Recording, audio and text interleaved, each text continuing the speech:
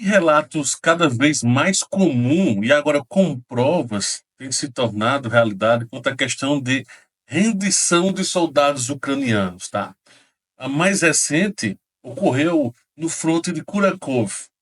Um detalhe curioso é que nesse fronte de Kurakov já vi uns dias, inclusive eu já trouxe aqui no canal diversas vezes, pelo menos só sobre Kurakov, 3 vezes, fora nas lives, né, todos os dias às 18 horas.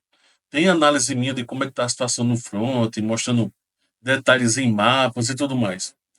Então, toda essa região aqui começou então a ter ocupação, ter posicionamentos ucranianos, tá, em várias frentes aqui, e inclusive isso fez com que muitos deles ou fossem mortos, muitos deles tiveram que correr e se esconder em alguns locais, tinha até uma garagem, um tipo de garagem que encontraram, um tipo de parte subterrânea, encontraram 4 ou foram 5 soldados ucranianos, né, se renderam, e agora mais 16 fizeram rendição, gravaram vídeos e tudo mais. Então está sendo cada vez mais corriqueiro isso, porque é esse caso. Né? Então, por exemplo, estão cercando Daquena aqui, agora, a próxima etapa. Né?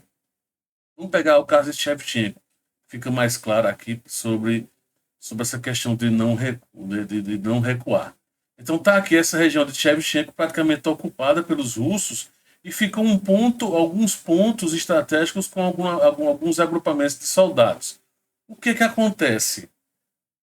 Os russos vão avançando e praticamente, como é a minoria, imagina só, os russos avançando com 10, às vezes com 20 soldados nos pelotões, enquanto os ucranianos estão em grupos de 3, 4.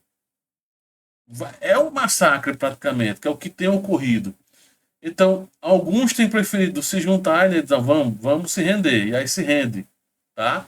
Mas a ordem é não evacuar a área. Então, praticamente, ó, já está perdido. Então, teoricamente, deveria se melhorar o posicionamento em Andrivka, por exemplo.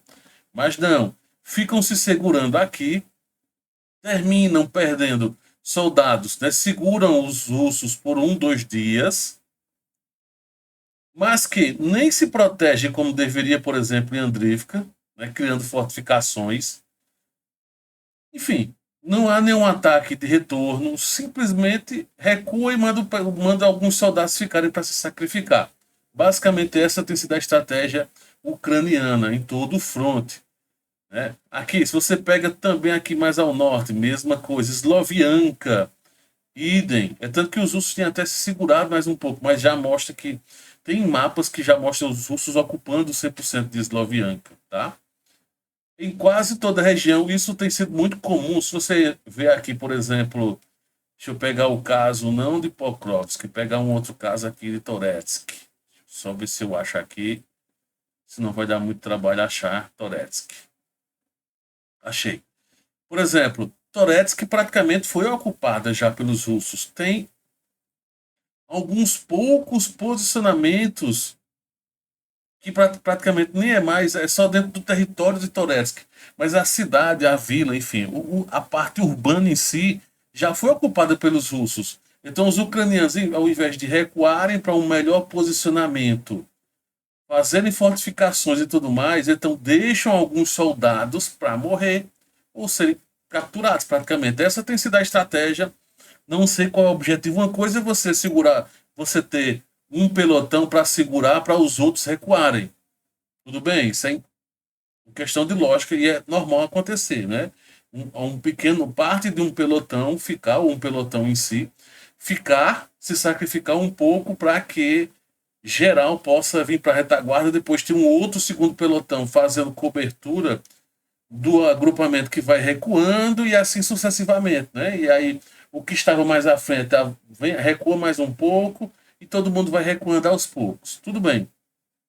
Mas não é o que vem acontecendo. Os ucranianos estão recebendo ordens para ficar naquela posição e aí terminam sendo massacrados, porque aí os russos, para finalizar nessa reta final, em alguns casos, tem feito até, nesse caso, como já em Toretsk, não tem mais parte urbana para avançar, mas em locais que ainda existe um pouco de parte urbana, simplesmente os russos vão e destroem o prédio. Se tiver prédio, se tiver casa, o que tiver. Tem as famosas mochilas presentes, né? As mochilas de presente. O que, é que o pessoal, os russos fazem?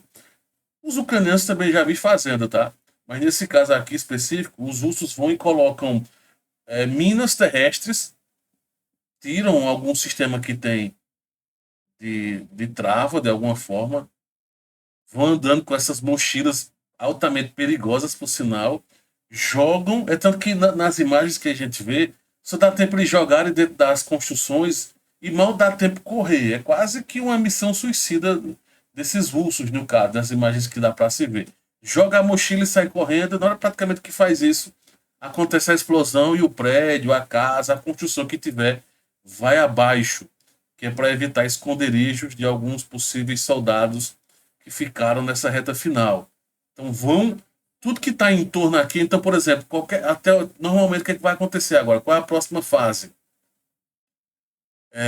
Avançar se tiver alguma construção, destruir essa construção, dizer oficialmente que Toretsky, né, está nas mãos russas e começar em qualquer outra construção que tiver ao redor, né, que pode ser que tenha presença ucraniana, simplesmente vão agora derrubar, vão colocar blindados e vão atacar, destruir o que tiver pela frente, tá? Então esse é o modus operandi, então tá aí a informação sobre tudo